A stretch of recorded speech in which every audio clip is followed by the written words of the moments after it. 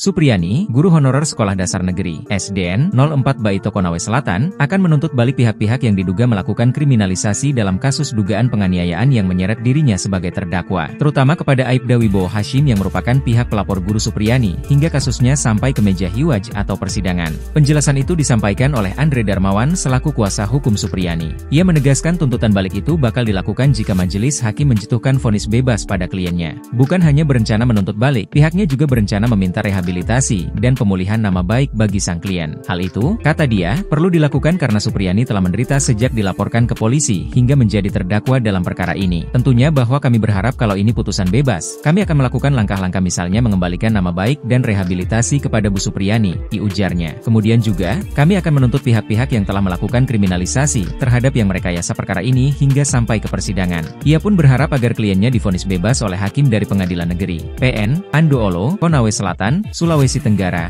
Sultra. Kami berharap adanya vonis bebas supaya kami bisa melakukan tuntutan semisal orang tua korban yang melakukan laporan palsu. Menurutnya, Supriyani ingin agar orang-orang yang melakukan kriminalisasi terhadapnya memperoleh hukuman setimpal dengan apa yang dia rasakan pasca dilaporkan. Karena Guru Supriyani merasa sedih diperlakukan seperti itu, dan dia menginginkan orang-orang yang melakukan dia seperti itu kiranya mendapatkan hukuman setimpal. Sebelumnya, Jaksa Penuntut Umum (JPU) menuntut Supriyani dengan vonis bebas. Jaksa membacakan tuntutan itu dalam SID di Pengadilan Negeri PN Andoolo, Kabupaten Konawe Selatan, Sulawesi Tenggara pada Senin, 11 November 2024. Meski demikian, dalam tuntutannya, Supriyani tetap dianggap oleh jaksa melakukan pemukulan terhadap siswanya yang merupakan anak dari Kanit Intel Polsek Baito, Aibda Wibowo Hashim, WH.